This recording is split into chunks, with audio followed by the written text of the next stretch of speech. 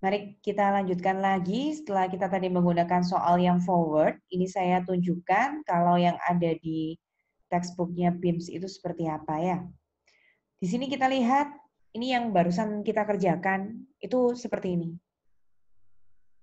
Ini namanya kontrak forward. Kontrak forward ini, nah sudah pernah kalian buat ini. Kenapa angkanya nggak bisa sama? Karena angkanya beda. Angkanya memang beda, tapi cara menghitungnya tetap sama. Kita coba lihat ya, kira-kira di sini ada jurnal apa saja yang sudah secara tidak langsung tadi sudah kita buat bersama. Nah, ini jurnal-jurnalnya. Bahkan ini tadi jurnal terakhirnya ya, saat realisasi kontrak atau penyelesaian kontraknya sudah selesai kita buat. Sekali lagi angkanya memang berbeda, karena saya gunakan contoh soalnya yang saya buat sendiri angkanya. Jadi berbeda, tapi caranya sama. Nah, kemudian ini sudah selesai kita bahas. Sekarang saya mau kasih kayak batasan-batasan derivatif itu terdiri dari apa saja. Chapter 13 yang kita sebut dengan derivative hedging ini, nanti isinya itu ada 4 kontraknya. Kontrak yang pertama yang baru saja kita selesaikan bersama-sama di Excel, itu namanya adalah forward contract.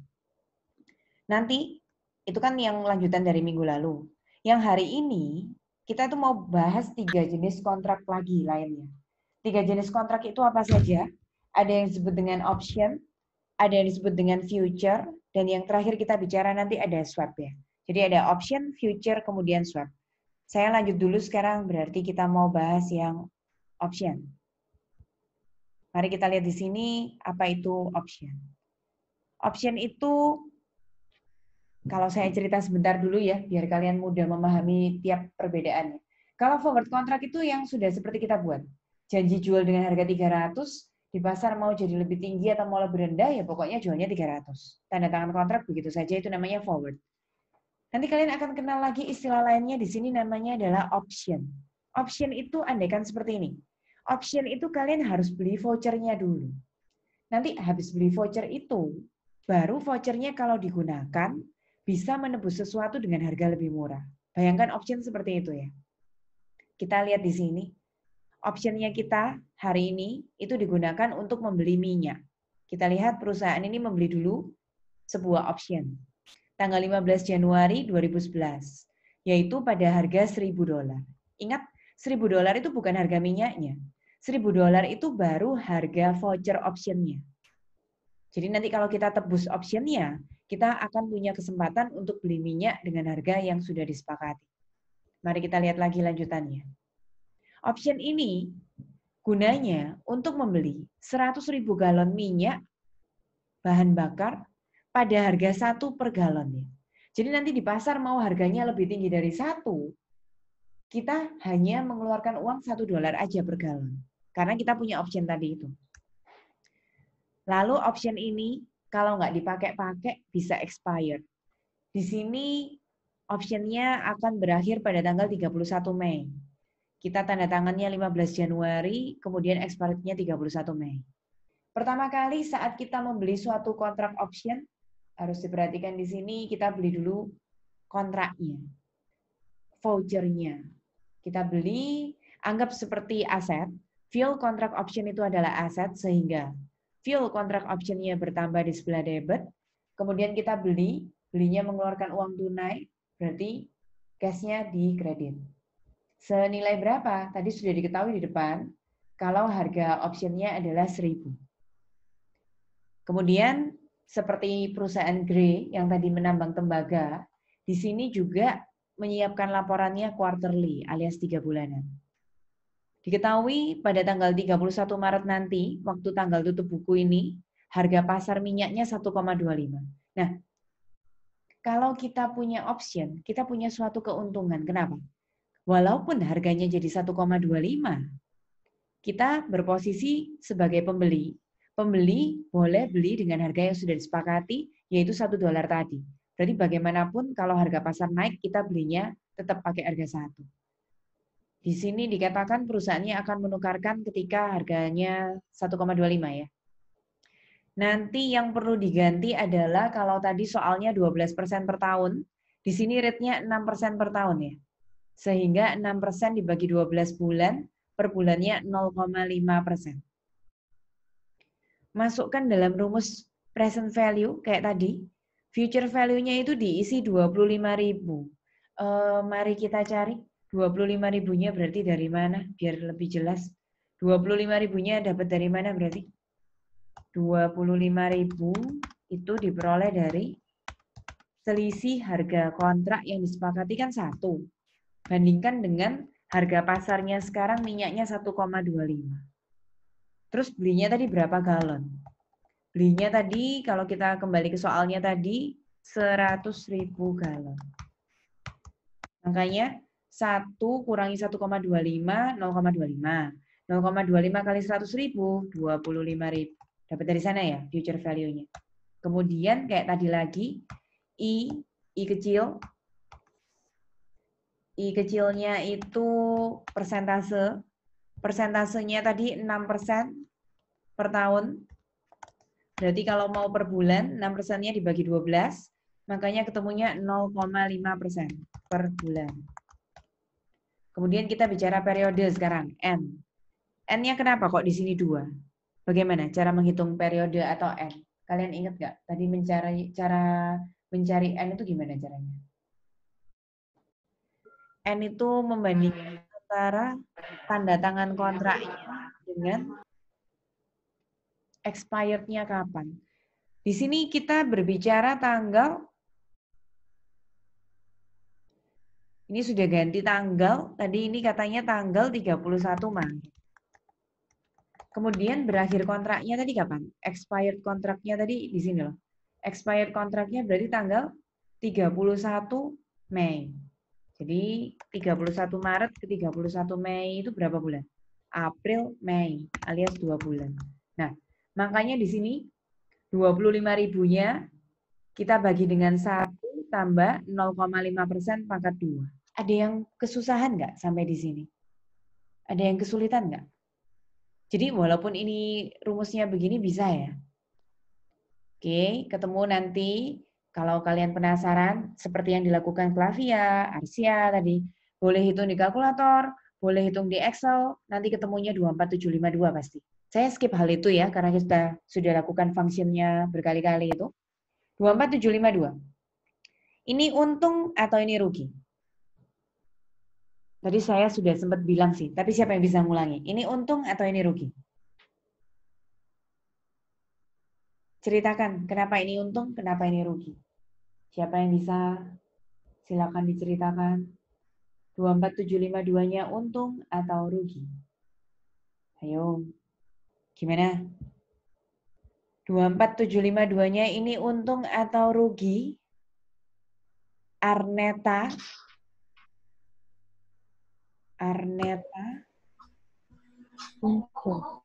Untung. Kok bisa? Gimana logikanya? Ini kok bukan Arneta yang jawab? Bukan saya yang jawab, Bu. Oh iya, ini bukan kamu yang jawab. Siapa ini? Kristabel atau Nike? Nike, dapat dari mana kok bisa Untung ya, Bu? Iya, kenapa kok bisa untung? Ceritanya gimana? Harga pasarnya jadi Kan future-nya kan 25.000, terus harga sekarangnya kan 24.752. oh Jadi bukan gitu. Harga sekarang ini 1,25. Terus nih Kak, harga pasarnya sekarang 1,25. Terus kita punya option. Kalau kita sudah beli option atau voucher itu tadi, kita punya kesempatan bagaimana? Berapapun harga pasar, kita akan membelinya pada harga, ingat nggak tadi di depan sini? Kita akan membeli, ini loh, kalau kita sudah punya option, kita akan beli per galonnya itu $1. Jadi, walaupun di pasar sekarang 1,25, kita akan tetap membeli dengan harga 1. Karena kita akan beli tetap dengan harga 1, maka kita untung. Nah, itu ya, itu cara menjawabnya untung atau ruginya kalau tentang option. Berpikirlah terbalik sudut pandangnya. Kalau yang tadi tembaga, Grey Company itu kamu jadi penjualnya. Kalau jadi penjual itu berarti harga pasarnya turun, kita jualnya lebih tinggi, kita untung. Tapi kalau kita pembeli, harga pasarnya turun, kita janji beli dengan harga lebih tinggi, berarti kita rugi. Kira-kira begitu kesimpulannya. Jadi sepakati dulu ini adalah option untung. Kenapa Abian? Pelan-pelan Bu. Oke, pelan-pelan. Saya ulang lagi ya. Oke, ya Bu. Kalau misalnya kita jadi penjual.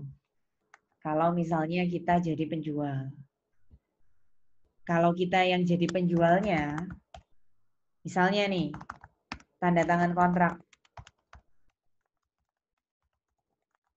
Harganya 300. Harga tembaga di pasar sekarang 310. Untung atau rugi? Bagaimana kalau seperti ini? Kalau kita jadi penjualnya, tanda tangan kontrak harganya 300. Di pasar 310 kita. Untung atau rugi? Rugi, karena kita adalah penjual. Ya ulangi lagi hal ini, tapi bagaimana kalau kita sekarang jadi pembelinya? Kalau kita jadi pembelinya ya, kita tanda tangan. Harganya 300. Sekarang di pasar 310. Kita sudah beruntung karena kita sudah tanda tangan kontrak. Kita cukup beli dengan keluar uang 300. Maka kita akan mengalami keuntungan. Nah, ini yang tadi minta diulang. Jadi, inilah kesimpulannya kapan kalian jadi penjual dan pembeli. Kita kembali yang tadi ya, kita bicara option tadi. Option itu mengalami keuntungan. Karena untung, kalau tadi kan forward contract debit. Sekarang enggak, sekarang option. Berarti kontrak option debit. Ini mau kasih nama fuel atau enggak terserah. Kebetulan di sini belinya buat beli bahan bakar minyak, berarti namanya fuel. Yang penting adalah debitnya ada option kontraknya. Bu Feli mau nanya. Ya? Yang tadi 31 Maret itu dapat dari mana ya, Bu? 31 Maret yang mana ya? Yang 2 bulan itu loh, Bu. 31 Maret yang mana ya? Iya, yang N. Oh, 31 Maret dari ini. Kita kan tadi 15 Januari tanda tangan kontrak. Terus kita melewati tutup buku ini loh. Di sini dikatakan kan 15 Januari berakhirnya kan 31 Mei. Dari Januari kalau mau ke Mei itu lewat tutup buku tanggal 31 Maret. Ini loh, lewat tutup buku tanggal 31 Maret. Jadi habis Januari, lewat Maret dulu, habis Maret, baru kemudian Mei. Gitu ya, Neta? Oke, Bu. Makasih, Bu. Ya. 31 Maret itu berarti tanggal hari ini, tanggal kita bikin jurnal. 31 Mei itu tanggal kontraknya berakhir atau expired. Oke. Selanjutnya kita lihat di sini. Ini adalah jurnal untuk mencatat adanya keuntungan. Fuel kontrak optionnya di debit, kemudian kreditnya adalah OC. Jadi kayak tadi lagi ya, kalau misalnya kita mengalami keuntungan, OC-nya di sebelah kredit. Nah, tapi ada hal yang aneh, beda sama yang tadi. Saya buatkan catatan di sini. Tadi hasil present value-nya ketemu berapa? Kalau kalian teliti tadi, hasil present value-nya berapa? Hasil present value-nya ini 24752 ya. Kenapa di sini 23752? Nah, di sini kita ambil ternyata 24752 dulu sudah pernah ada 1000, makanya yang di sini cuma 23752 ya. Sekali lagi, kenapa kok cuma 23752? Karena dulu sudah ada yang 1000-nya.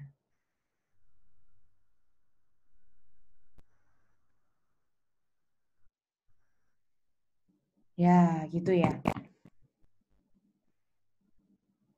Oke. Kita lanjutkan lagi.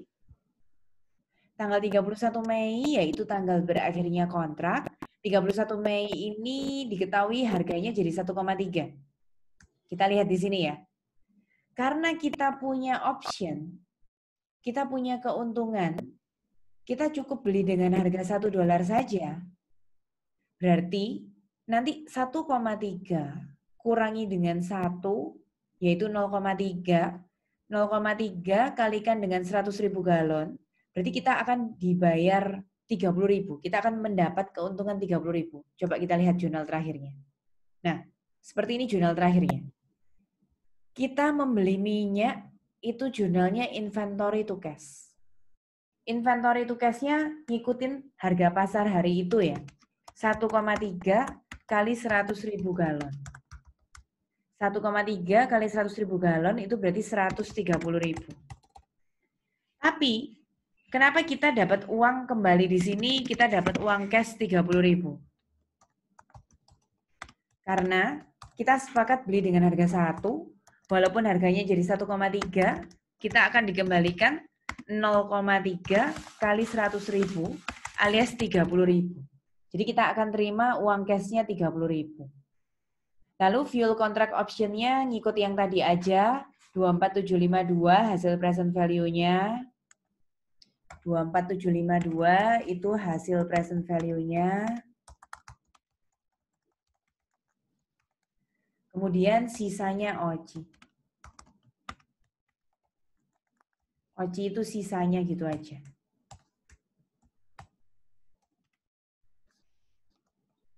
Silakan kalau ada yang mau ditanyakan. Ini sudah coba. Saya mau tanya lagi, Bu. Boleh, silakan. Yang tadi yang Mei kan uangnya dikembaliin 30.000.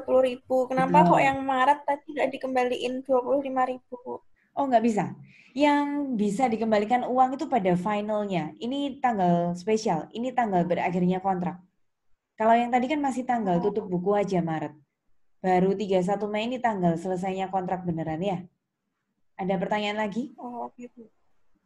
Nah, kalian sudah belajar 2 hal ini. Yang tadi saya barusan selesai jelaskan ini option. Jadi kalian sudah kuasai 2 hal. Yang pertama forward, yang kedua option. Ada pertanyaan sebelum saya lanjut lagi? Jadi yang pertama tadi namanya forward, yang kedua ini namanya option. Mari kita simak lagi selanjutnya ada apa. Oh, tunggu. Sebelum kita lanjut ke tipe kontrak yang satunya lagi ya. Di sini ternyata ceritanya ini hanya jurnal tambahan aja. Kalau misalnya kita mau menggunakan minyak atau bahan bakarnya itu buat keperluan kita sendiri ya. Kita bikin jurnal, cost of goods sold di debit, kreditnya adalah inventory. Nah, yang perlu kalian perhatikan di sini adalah COGS to inventory-nya ternyata ikut yang harga pasar ya. COGS dan inventory-nya 130.000 ini itu ikut harga yang 1,3 yang harga pasar 31 Mei-nya kali 100.000 galon. Tapi di bawahnya ada jurnal lagi. Uang kita akan di-cancel 30.000. Kenapa? Kalau kalian ingat tadi, kita punya keuntungan karena option 30.000. Jadi coba dipahami sebentar ya. Ketika kita menggunakan suatu benda, cost-nya kan bertambah, bendanya berkurang. Pakai harga pasar 130.000. Tapi COGS-nya itu di-cancel 30.000. COGS yang harusnya debit, di-cancel ke kredit, lawannya pakai OCI. Karena kita tadi sudah punya keuntungan 30.000. Kita pakai keuntungan itu biar beban pokok kita jadi berkurang. COGS itu kalau semakin dikurangi gitu, berarti semakin bagus ya. Jadi COGS itu debit, kalau semakin dikurangi di kredit itu bagus. Itu ceritanya. Oke, itu penutupnya option. Sekarang mau belajar lagi yaitu future. Jadi pertama forward, kedua option, ketiga future ya. Ada pertanyaan? Ada pertanyaan sebelum saya lanjut lagi?